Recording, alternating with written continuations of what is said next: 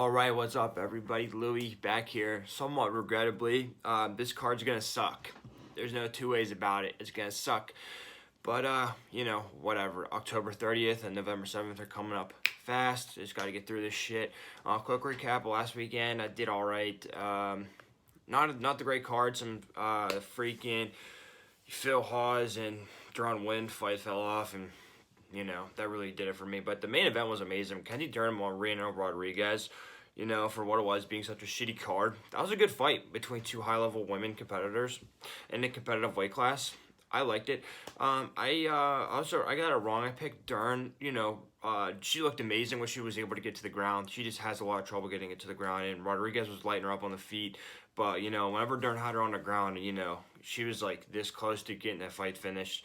It was an exciting fight. Both ladies showed a lot of heart, a lot of skill, in my opinion. And then Randy Brown, I got him, but wasn't the best fight. It was kind of boring. Good miss weight, but, I'm excited to see Randy take on ranked guy next, and then Tim Elliott, Matheus Nicolau. Tim Elliott, he looked really good the first round, and then he let it slip away, and then he lost the second one. Third round was up for grabs, and he got taken down and thought he did enough. He just kind of laid there, and, he just threw the fight away, man. It sucks because he's older, and that was kind of a shot, and Matheus Nicolau was a good prospect to get a win over, but whatever. So, whatever. Okay, fight. Last week I did alright, and then you had the Fury and Wilder fight, which was fucking amazing. But anyway, this week we got UFC Vegas 40 already. It's a shitty card. You got Aspen Ladd taking on Norma Dumont at 145. Aspen Ladd missed weight a couple weeks ago at 135. Bump her up to 145 because Holly Holm got COVID or some shit. And then that's the only decent fight. I mean, that's an important fight, I guess, for whoever wins that. And then you got Andre Arlovski and Felipe. And the only storyline there is if Carlos Felipe is going to be elite, which I don't think he will be. But we'll get into that. Anyway, let's get into these picks. Let's see, the feature fight, I think, the prelims. Yeah, featherweight Nate Landwehr taking on Ludovic Klein. Nate Landwehr, his last fight, he took on Julian Erosa. In the first round, he eats a 1-2 inside the pocket, but then his kick gets caught, and then he eats a straight right from that, but he's able to drop Erosa with the hook inside the clinch, and then he eats a flurry and a flying knee and gets knocked the fuck out, which people worried about his chin.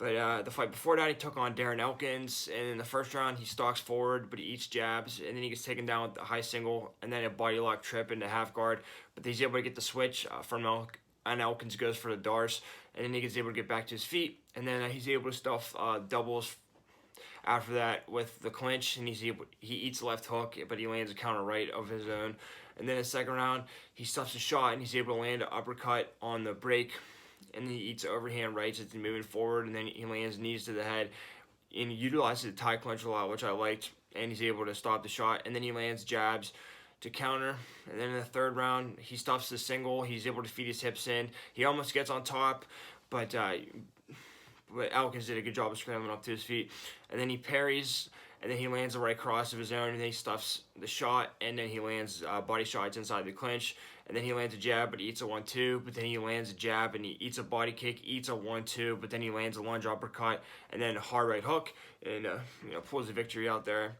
I thought it looked pretty good, just his chin is of concern, to be honest, but Ludovic Klein took on Mike Trezano his last fight. In the first round, he eats a counter straight right. He gets walked down and he eats a left hook, but then he gets blast doubled as he's able to get the blast double as Mike stalks forward, which is beautifully timed. Pretty slick, no effort to it. And in the second round, he lands a counter left hook, and then he shoots the double, and then he's able to get the plum tie up against the fence, which is really good. You see a lot of guys doing that now, which I like. You can do some damage in there with the knees, and then however he gets backed up, but then he gets another blast double toward the end of the round, and then in the third round he gets rocked with a straight right, and he gets pressed forward, he gets pressed backwards, and he eats some jabs, but then he's able to get the blast double onto this against the cage, like in the seated position, where Trezano's back's up against the cage. And then he's able to get, back on the feet, able to get another double leg, but he gets put in tight guillotine, but time runs out and couldn't really make anything of it. Ludovic Klein, minus 410, Nate Landwehr, plus 310. You know what? Nate Landwehr, a sloppy fighter, do or die kind of guy. Not scared to get knocked the fuck out. But plus 310, man. LADDVSDUMONT line's good. I don't like him at minus 400. I think it's too much. Call me crazy. My pick here is Nate Landwehr. Sorry, the real feature fight of the prelims, whatever. Women's flyweight 125. Got Lupi Godinez stepping on in short notice, taking on Luana Carolina. Lupi, she last fought Silvana Juarez a few weeks ago, literally. And the first round, she comes forward, she lands 1-2s, and then she level changes. She's able to get the double, and then able to get back control. And then she gets one hook in, and she's working for the other. And then back on the feet, she gets a low single from way outside, just kind of sneaks it in there. Able to knee slide, and she's able to get around the back again. And then she gets both hooks in, and then she transitions, and they gotta go through. It's kind of not a scramble, but kind of going through the position, and she gets a belly down armbar submission. And it was very impressive. She looked really good. I believe it was her debut or second fight, but she looked really good. And then Luana Carolina, she took on Poliana Botello her last fight. In the first round, she eats a straight right, and then in a combination, and then she gets taken down with the body lock. But then the second round, she gets clinched to the fence with the underhook, but she's able to reverse the clinch and get it against the fence, and then she keeps the underhook and defends the body lock takedown attempt, and then she's able to get the front headlock and goes for her Peruvian necktie, which I don't know why the fuck she did that, because she didn't get it, and you're never going to get it, but whatever. And then in the third round, she pumps a jab, but she eats a counter hook, and then she rolls through a key lock attempt of Poliana, and then she's able to get the full guard. And then she's able to take the back and get both hooks and just do some damage from the back position. Luana Carolina, plus 185. Lupi Godinez, minus 225. Don't love the price, but it's women's MMA. I like what I saw out of Lupi. Luana, I got questions about. But Lupi's on a roll. And the short notice is either good or bad. I think it's good in this situation. She didn't take too much damage. She's on a roll here. My pick here is Lupi Godinez. Moving on to the co-main event of the prelims at 170 pounds. You got Danny Roberts taking on Ramazan Emeev. Roberts took on Zalim Amadayev, I believe, his last fight. In the first round, he gets pressed with the high single, and then he gets clinched to the fence. But then he gets blitzed with shots, but he's able to avoid the big shots, kind of slip out of the way. He gets a double whenever Zalim throws a flurry against the fence, and then he lands leg kicks at range. And then in the second round, he's able to throw hook flurry.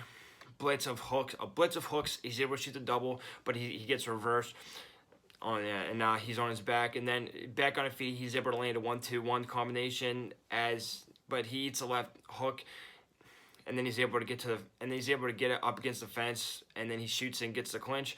And then he lands some knees in the plum tie. He gets the double, and then he's able to get a mat return. But he gets reversed in the clinch, and then he gets taken down. But then he's able to get the knockout when he slips the right hooks, and he lands the left hook out of nowhere. It was the end of the round. And 10 seconds left. Didn't take his foot off the gas. Forgot to mention, Danny Roberts, his last fight was a couple years ago, so that's cause for concern. But he looked okay and got the big knockout. It's always good, but taking a couple years off in the men's division, I don't like that personally. Ramazan Emeev took on David Zawada his last fight. In the first round, he eats leg kicks as he's moving forward. He eats the elbow in the collar tie clinch. Collar tie clinch. Gets a body lock trip as David presses forward, but then he gets clinched to the fence and he eats body shots, but he reverses and he's able to get the body lock trip. And then the second round, he gets the double leg after David throws a hook. He ducks under it and goes for a double leg, which is really nice. And then he stands at range and he slides out of the blitz from Zawada. And then he's able to duck the jab, and he's able to get the clinch again. And then he gets pressed and he eats leg kicks.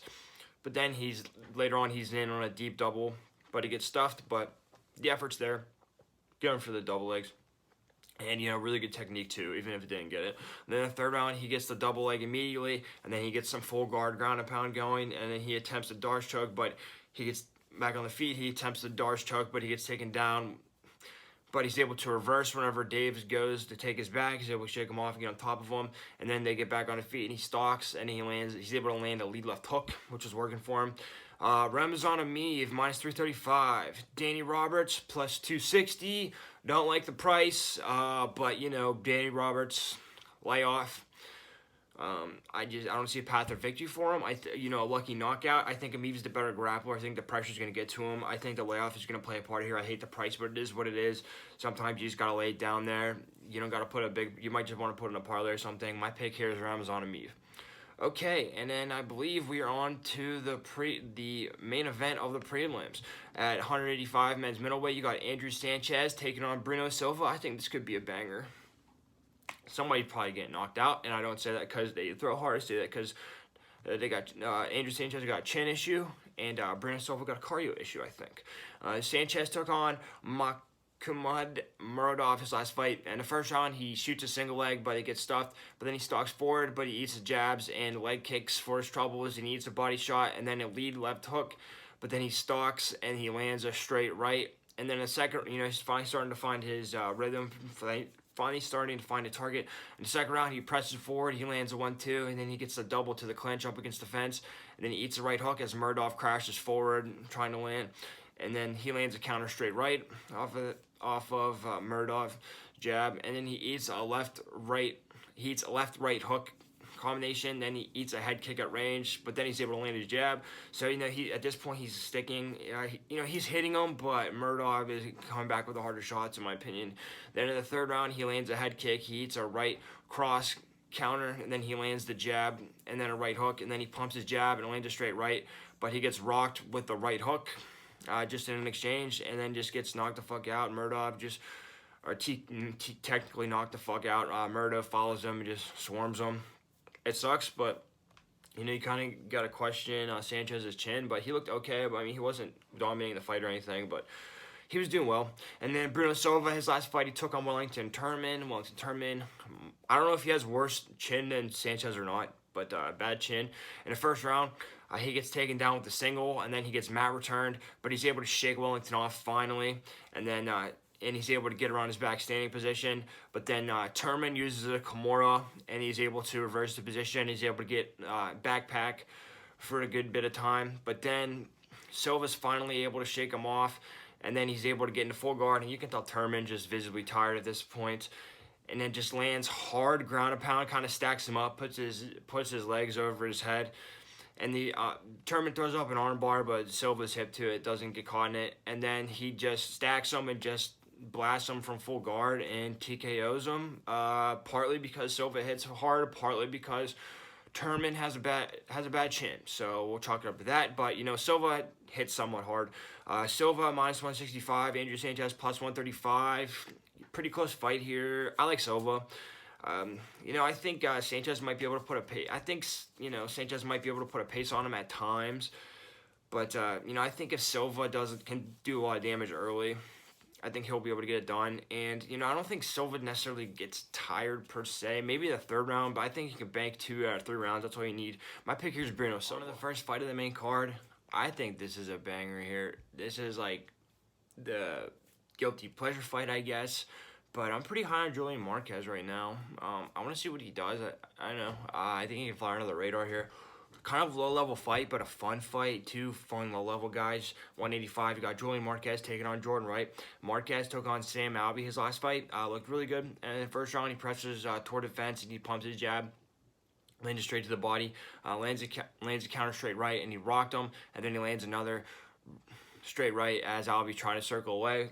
Catches him circling on the cage, but he eats a head kick, but he enters with the 1-2, and then they both trade hooks, and then he eats a counter left hook in the exchange. But Sam Alvey, he's got power still. Then in the second round, he presses forward, but he eats a right hook off the fence from Alvey, but then he rocks him with a straight right as Alvey's coming into him, and then he swings wild, and he lands a left hook, and then he rocks him, and then he lands a hammer fist off Sam Alvey. Gets in on a double. He just keeps hammer fisting the shit out of him, and it hurts him.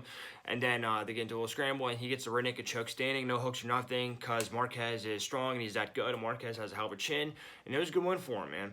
Sam Alvey, tough grizzled veteran. Jordan Wright took on Jamie Pickett's last fight. Short fight, but you know what you're going to get, Jordan Wright. He either does or he doesn't, basically. First round, he clips him with the straight right as Pickett rushes in. He eats a right hook, but he's able to get the plum tie when he's up against the fence, and he lands elbows when Pickett's in on a double leg. And then he hurts him with those, and then he lands knees to the head using the plum tie, and then he gets him on the ground, some hard ground and pound, and then just gets a TKO from there. He's really dynamic. He uses a plum tie well. He can move. He can slip punches, and, he's a good counter puncher. But, take a look at the line.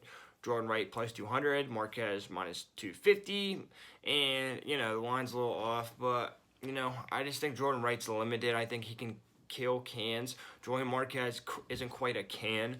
Jordan Wright may be able to overperform, but I don't think on Julian Marquez. Marquez has a good chin. Marquez has good grappling. Marquez hits hard.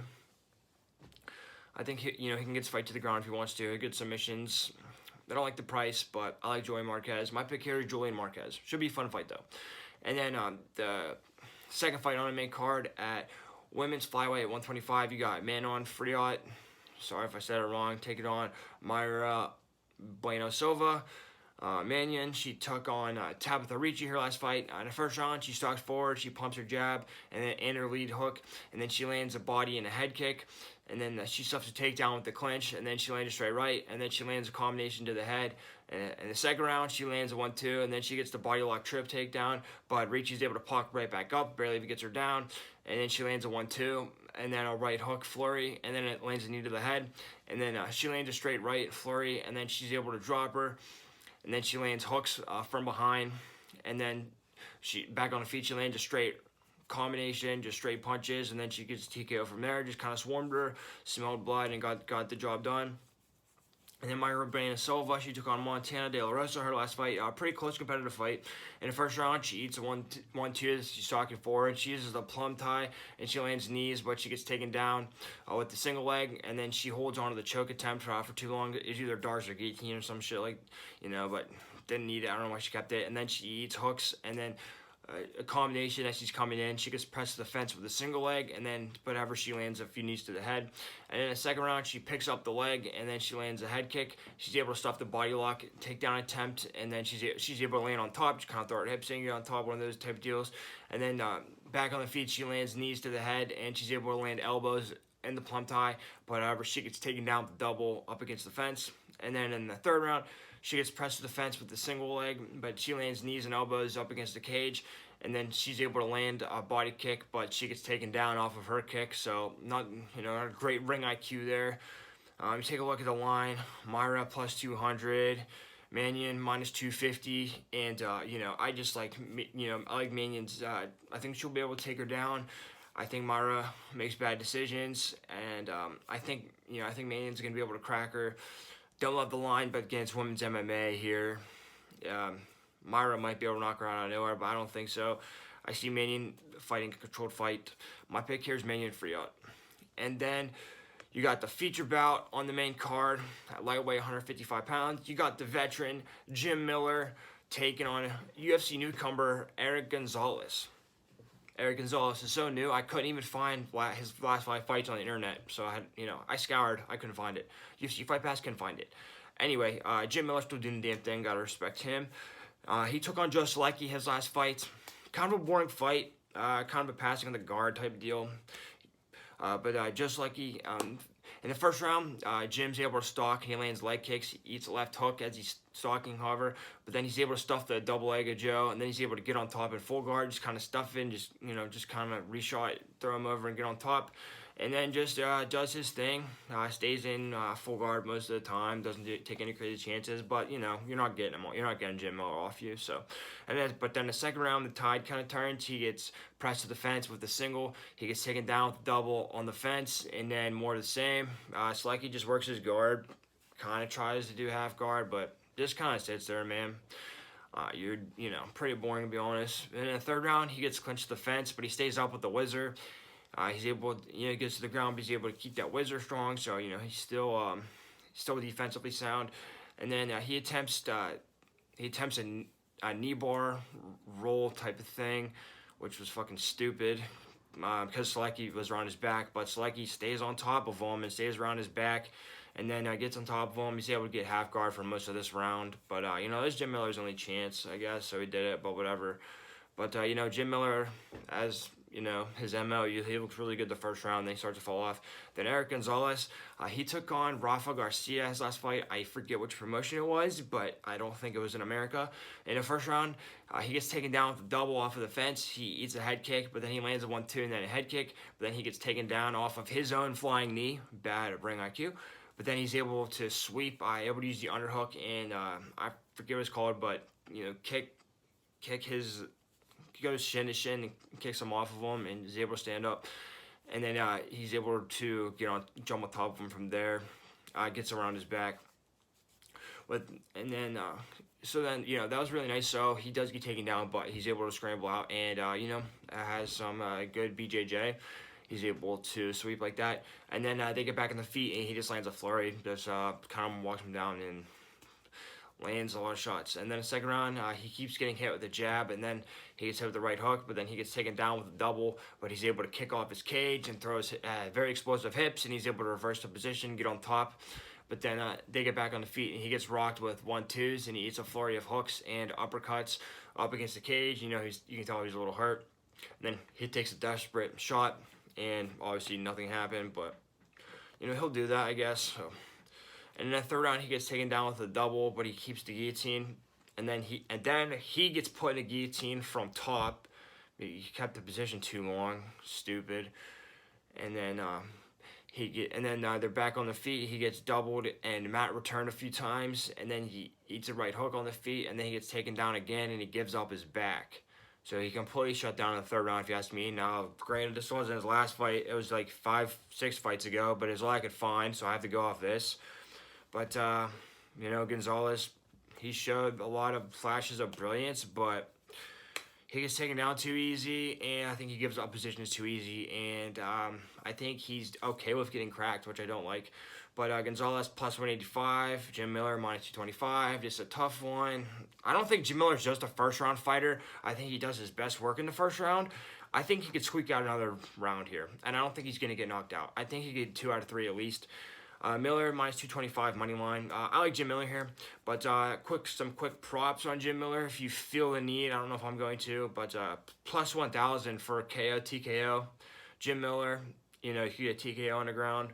And then plus 240 for submission, which isn't bad because he did with Roosevelt Roberts. He can submit these hot prospects here, so that's a good one. My pick here is Jim Miller. The co-main event of the main card should be a banger. It's a test for one guy, and if that guy loses, then it's kind of a dud. But you got heavyweight Andre Arlovski taking on Carlos Felipe, and Andre Arlovski, I think he's the gatekeeper to the elite. If you want to be top 15, you got to beat Andre Arlovski. If you're not going to beat him, you're not going to be top 15. You're not going to be on the way to being elite. And guess what? I'm going to try something crazy here. Call me lazy, call me stupid, call me irresponsible. The line is even, minus 110, even both guys. I didn't do any tape or anything. I've seen both these guys fight. I'm just going to say right now, there's no way Carlos Felipe beats Andre Arlovski. Not because it's just because of he doesn't do enough. And his last fight against Jay Collier, Felipe got hit a lot. He barely won, in my opinion. Arlovski, the last guy to beat him was Tom Aspinall, okay? And Tom Aspinall was really good. And then Arlovski just beat Chase Sherman. Chase Sherman definitely beats Carlos Felipe. There's no value on either side. I don't even bother watching the tape. Maybe it'll come back to haunt me, but I don't think Carlos Felipe is elite. If you're gonna beat Andre Arlovski, you gotta be elite. That's my hypothesis. My pick here is Andre Arlovski, even money, minus 110. And the main event of the evening, whatever. I'm supposed to be Holly Holm, but it's just fun, I guess, in this division, just to see who could possibly fight Amanda Nunes next at 145 women's featherweight.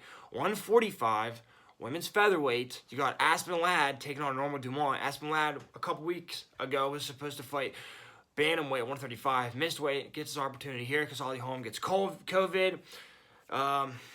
I guess, Dumont's fought at bantamweight before, so I'm not exactly sure. I guess she's back at featherweight, whatever. I thought that division was dead. I don't know anything anymore.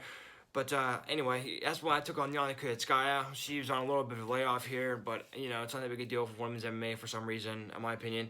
In the first round, she gets clinched to the fence pretty early on. She's the one that engages the clinch, but she keeps getting pressed to the fence. And then, Yana's just kind of able to bully her over to the fence almost. And she keeps that over under, and she doesn't really make a move. She doesn't really get double underhooks or try to advance too much, so she kind of hangs out on the fence. But then she eats some knees to the body in the clinch. But then if she's able to frame off her head, like get the underhook and, you know, push off her head to create space, and then she creates enough space and gets the body lock trip takedown, which is really nice. So she has great movement. She has great skill sets. She knows what she's doing. She's smart. It just takes a little time to set it up. So, but you know, it paid off. Definitely huge for that round. And then she's able to get into half guard. She lands some ground and pound, and then she's able to get on her back, and she's able to land some ground and pound. Cut goes crazy. Yana reverses her, but it's okay because only like 20 seconds left to go. But, you know, she looked good, a little wild, but, you know, she won that round. In the second round, she comes forward, she lands left hooks, lands jabs, and gets double unders in the clinch. But Yana reverses her in the clinch, but then she lands a jab, and then she's able to get the double leg toward the end of the round. I think she stole that round too, in my opinion. And then in the third round, you know, coaches weren't happy with her. It's pretty cool to watch. They tell her to go out there and knock her out. And guess what she did? She runs out there, knocks her out, drops her with the lead left, and just TKOs her, knocks her the fuck out. She got power too. And she, you know, when she goes for it, she has power and she's scary and she looks really good. And then Norma Dumont, she's calling Felicia Spencer her last fight. In the first round, she eats a jab at range. She waits for Felicia to come forward to throw. She's trying to throw counter hooks. And then she gets clinched off of in a striking pocket exchange. And then she gets clinched from that, and then she eats head kicks, and then she eats a short hook from Spencer. And then in the second round, she eats a side head kick, but she lands it straight to the body. She lands a 1-2, and then a flurry as Felicia's moving forward, but then she eats a straight right, and then she returns a jab. She lands a 1-2-1, and then a left hook to the body, and then a left hook to the head, which is really nice. But then she eats a straight right. And then in the third round, she throws a 1-2, and then a straight right, and she catches Felicia's kick, and she's able to get the takedown. And then they're back on her feet. She doesn't do anything crazy on the ground, but, you know, got to take down for a meaningful amount of time, in my opinion. Back on her feet, she lands a jab. She gets clinched, and she eats elbows. She tries the wizard kick, but she gets taken down off of the reshot from Felicia. When they're in the clinch, you know, she tries to kick her over, but didn't work. But whatever, kind of a cheap takedown. But, you know, split decision. I think she did enough to win the fight. Barely, though. She didn't look great, in my opinion. Norma Dumont plus 115, Aspen Ladd minus 135. A couple things to consider. This is the first time Aspen Ladd's been on 145, but she missed weight for 135, so she's clearly a bigger girl. And then, you know, Aspen Ladd's been off for a little bit, but like I said, I think it's a little bit different in women's. I think there's some leniency there. You don't got it, you know, I don't think a year and a half is that big of a deal. The betting line's relatively close here. I've been thinking, you know, the logical choice is Norma Dumont. Aspen Ladd's under a lot of pressure with the way it missed everything. But you know what? I think Aspen Ladd's more aggressive. I think she's just going to take it to her. She can, you know, I think she can win some rounds here. I think she can crack Norma. The price isn't too bad. Call me crazy. My pick here is Aspen Ladd. Alright guys, thanks for listening. I appreciate it. Really bad card, but it is what it is. Hopefully there's some fun fights. There usually are in these bad cards. Some good spots to win some money. Some good underdog spots. That Nate Landberg spot, I'm really riding high with that one. You know, if that hits, that's got potential to hit. I like that one. And then, you know, Julian Marquez, that's going to be a fun fight. I'm excited to see that fight. And then Jordan Wright. So, you know, either guy wins there. It's going to be fun. And then the main event, you know, for the overall total picture, I guess, it's kind of important. But, you know, like I said, we just got to make it till October 30th and November 7th. It's going to be awesome. It's going to be back-to-back weekends of pay-per-view, of title fights. It's going to be awesome. But anyway, guys, I appreciate it. Thanks for listening to me. Hopefully I win you guys some money. Follow me on Twitter, Instagram, Snapchat, all that stuff. Do a post-fight recap. I'll post some stuff, share some information every now and then. Comment down below. Let me know what you want to see out of me, or if you want to talk about anything MMA related, or if you have any questions or whatever. I appreciate you guys. Thank you, and let's win this money, and let's make it to October 30th and November 7th. It's going to be crazy.